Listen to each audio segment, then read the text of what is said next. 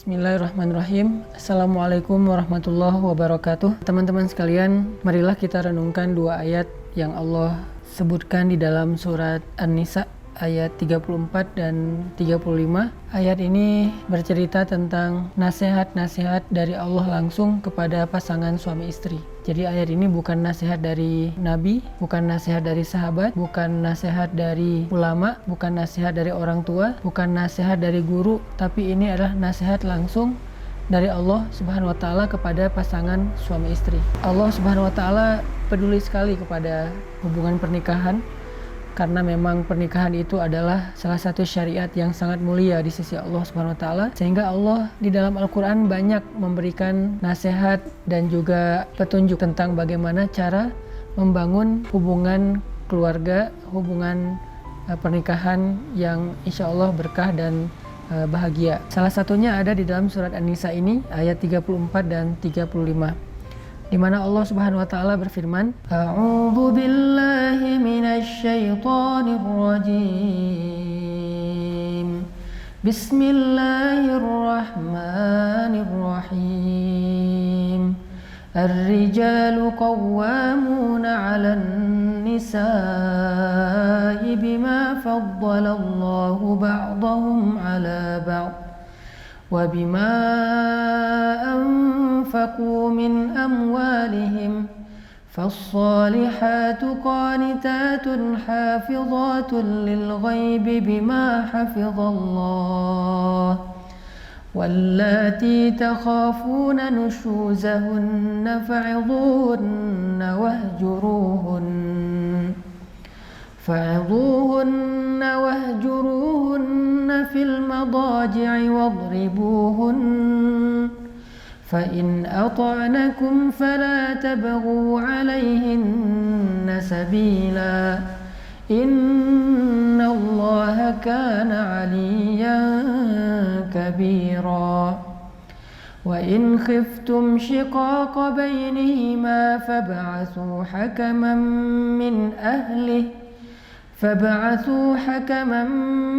من أهله وحكما من أهلها إن يريدا إصلاحا يوفق الله بينهما إن الله كان عليما خبيرا. Laki-laki atau suami adalah pelindung bagi perempuan atau istri, karena Allah telah memberikan kelebihan sebagian mereka, yaitu laki-laki, atas sebagian yang lain, yaitu perempuan. Dan karena laki-laki berkewajiban memberikan nafkah dari hartanya, maka perempuan-perempuan yang solihah itu adalah perempuan-perempuan yang taat kepada Allah, perempuan-perempuan yang mampu menjaga dirinya ketika suaminya tidak bersamanya, karena Allah telah menjaga mereka dengan syariatnya. Sedangkan perempuan-perempuan yang kamu khawatirkan akan berbuat kesalahan atau nusyuz, hendaklah kalian memberi mereka nasihat yang baik. Jika tidak berhasil, maka pisahkanlah tempat tidur mereka.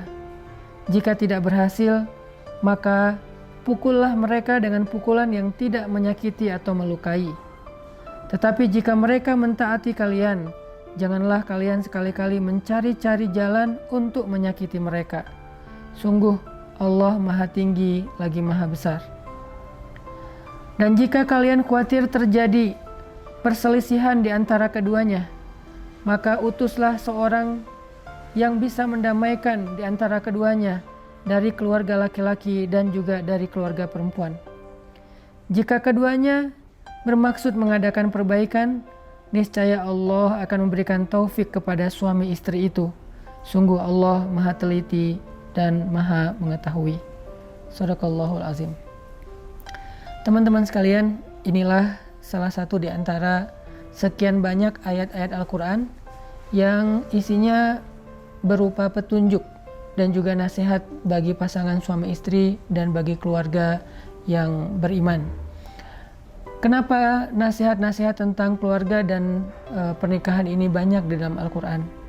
Karena memang pernikahan adalah salah satu di antara ibadah yang pahalanya luar biasa. Bahkan pahala ibadah pernikahan ini tidak berhenti dengan durasi waktu yang seperti sholat hanya dilakukan sekitar 10 menit, atau ibadah puasa yang dilakukan hanya selama 1 bulan, atau ibadah haji yang dilakukan hanya selama beberapa hari, hanya dengan ritual tawaf, sa'i, wukuf, dan seterusnya.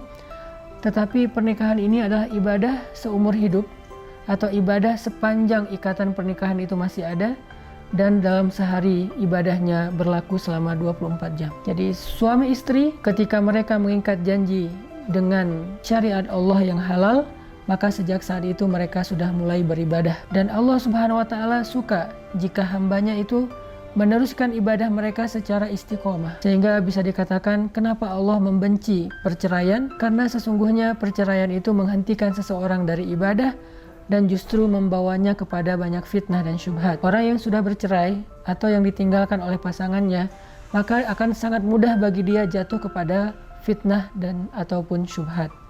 Maka dari itu Islam sangat tidak menyukai perceraian, karena Allah juga membenci perceraian.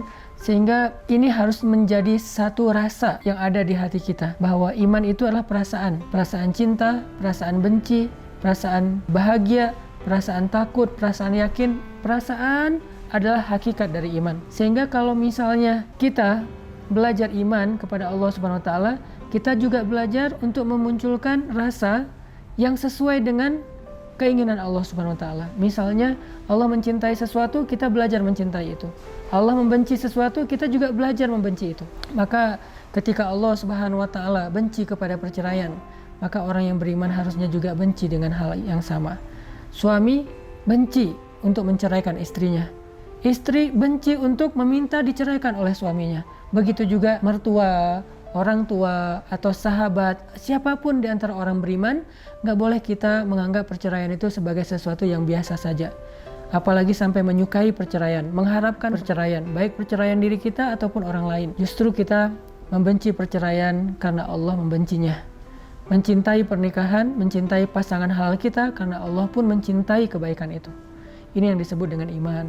Sehingga Allah Subhanahu wa Ta'ala memberi kita nasihat dan petunjuk bagaimana caranya agar hubungan suami istri ini semakin baik, semakin saling mencintai, dan mereka tidak pernah terfikirkan untuk berpisah. Sebagaimana yang tadi saya sampaikan, bahwa kita harus membenci perceraian. Buat kita perceraian itu bukanlah suatu pilihan, bahkan kita menghindari perceraian dengan cara apapun. Seorang suami menghindari perceraian untuk tidak mengatakan talak, seorang istri juga menghindari perceraian untuk tidak mengecewakan suaminya, untuk tidak meninggalkan suaminya, untuk tidak memancing suaminya, untuk saling mengalah supaya tidak terjadi perceraian. Kenapa? Karena kita benci dengan perceraian. Kenapa harus benci dengan perceraian? Karena Allah membenci perceraian. Lalu di dalam ayat ini Allah memberi nasihat tentang tugas masing-masing di antara suami dan istri. Karena salah satu yang menyebabkan perceraian ini terjadi adalah ketika masing-masing fokus dengan hak, bukan dengan kewajiban. Ketika kita fokus dengan kewajiban, insya Allah kita akan memenuhi hak. Tapi jika kita fokus dengan hak, biasanya kita tidak akan memenuhi kewajiban. Suami yang fokus dengan kewajibannya terhadap istri, maka dia akan memenuhi hak istri. Istri yang fokus dengan kewajibannya terhadap suami, maka dia akan memenuhi hak suami. Itu dikenal dengan istilah wafa dalam Islam. Makanya di dalam ayat ini Allah menasihati suami dan istri sekaligus supaya mereka sama-sama fokus, supaya mereka sama-sama berusaha untuk memenuhi kewajiban mereka agar mereka bisa menyempurnakan hak pasangan mereka. Yang pertama Allah katakan ar-rijalu qawwamuna 'alan nisa. Tugas ataupun kewajiban laki-laki. Kewajiban laki-laki itu adalah qawwamun, meluruskan. Maka ketika Allah katakan laki-laki adalah yang meluruskan perempuan, maka di sini Allah Subhanahu wa Ta'ala memberi nasihat kepada suami agar mereka menjaga kewajiban mereka. Tugas utama mereka adalah meluruskan istrinya. Arti meluruskan istrinya, Allah Subhanahu wa Ta'ala berfirman di dalam surat At-Tahrim, ya ayyuhalladzina amanu qu anfusakum wa ahlikum nara. Wahai orang yang beriman, wahai para suami, jagalah diri kalian dan keluarga kalian dari api neraka. Maka tugas pertama seorang suami adalah meluruskan istrinya, keluarganya, agar tetap berada di jalan Allah yang kita kenal dengan nama jalan yang lurus. Sehingga dengan begitu dia menjaga pasangannya dan keluarganya dari api neraka. Karena api neraka itu ada di jalan yang bengkok. Karena api neraka itu ada di dalam jurang-jurang yang membentang sepanjang jalan yang lurus itu, di kanan dan kirinya. Sehingga ketika orang tergelincir dengan hawa nafsunya kepada jurang di sebelah kiri, maka dia jatuh ke neraka. Jika orang tergelincir dengan idealismenya yang kaku, lalu dia ghulu, berlebih-lebihan dalam agama, dia juga akan jatuh dalam lubang ataupun jurang api neraka. Maka tugas suami adalah menjaga agar istrinya dan keluarganya tetap lurus di jalan Allah Subhanahu wa Ta'ala. Menjaga keluarganya dengan ilmu agama. Kalau suaminya tidak paham agama, maka tugas dia adalah mengajak pasangannya dan keluarganya sama-sama belajar agama. Dia tidak harus menjadi seorang ustadz, tapi dia bisa membawa keluarganya kepada para ustadz, bisa membawa keluarganya kepada para kiai, bisa membawa keluarganya kepada taklim, bisa membawa keluarganya kepada para guru, bisa membawa keluarganya kepada ilmu yang ada di masjid atau di beberapa tempat-tempat belajar agama. Ini artinya tugas suami yang pertama ternyata bukanlah masalah materi, bukan masalah kasih sayang yang sifatnya cinta, tapi adalah masalah akhirat. Itu tugas pertama. Kemudian tugas yang kedua, Allah Subhanahu wa Ta'ala menyebutkan di ayat yang sama, bima anfaqu min amwalihim. Tugas yang kedua adalah anfaqu min amwalihim, menginfakkan harta mereka. Maka di sini jelas bahwa tugas seorang suami adalah menafkahi istri dan keluarganya, anak-anaknya. Dan ini bukan soal siapa yang penghasilannya paling besar, tapi ini soal tanggung jawab, ini soal izzah atau kehormatan seorang laki-laki. Bahkan seorang suami tetap harusnya memberikan nafkah kepada istrinya walaupun istrinya punya kapasitas, punya harta yang lebih banyak daripada suaminya. Itu yang dilakukan Rasulullah SAW kepada Khadijah. Ketika Rasulullah menikah dengan Khadijah, Khadijah jauh lebih kaya daripada Rasulullah. Tetapi Rasulullah sebagai seorang laki-laki sejati tetap memberikan nafkah kepada Khadijah. Karena kaidahnya harta laki-laki, harta suami adalah harta istri. Sedangkan harta istri hanya harta istri. Jadi disitulah seorang istri belajar bergantung kepada suami. Dan dengan kebergantungan itulah seorang suami punya harga diri. Dan dia bisa menjalankan tugas nomor satunya, yaitu meluruskan perempuan. Lalu apa kriteria seorang istri yang solehah? Apa kriteria istri yang diridhoi oleh Allah? Istri yang memenuhi hak suami. Istri yang fokus dengan kewajibannya. Istri yang insya Allah jadikan hidupnya beribadah 24 jam sehari sepanjang hidupnya. Jadi Allah Subhanahu wa Ta'ala seolah-olah mengatakan begini, wahai perempuan-perempuan, wahai istri-istri, jadilah kalian istri yang solehah. Bagaimana cara menjadi istri yang solehah? Ada dua nasihatnya, qanitat, hafizat. Apa arti qanitat dan hafizat? Qanitat adalah sikap istri ketika dia bersama dengan suaminya. Hafizat adalah sikap istri, perilaku istri, akhlak istri ketika dia tidak bersama dengan suaminya. Inilah ciri perempuan solehah. Qanitat hafizat. Apa qanitat? Dia seorang istri yang ketika bersama dengan suaminya, dia istri yang sangat menyenangkan. Kata Nabi, perempuan solehah itu kalau dipandang oleh suaminya menyenangkan. Ekspresi wajahnya menyenangkan, ucapan lemah lembutnya menyenangkan, kemudian kemesraannya menyenangkan, kemudian ketaatannya kepada suami ketika suaminya menasihati dia menyenangkan suami, tidak pernah membuat suaminya marah, tidak pernah membuat suaminya sedih. Ini adalah qanitat, seorang perempuan yang solehah ketika dia bersama dengan suaminya. Kemudian yang kedua, hafizat. Hafizat artinya solehah ketika dia tidak bersama dengan suaminya. Kapan? Ketika suaminya pergi dan dia di rumah menjaga dirinya, tidak mengkhianati suaminya.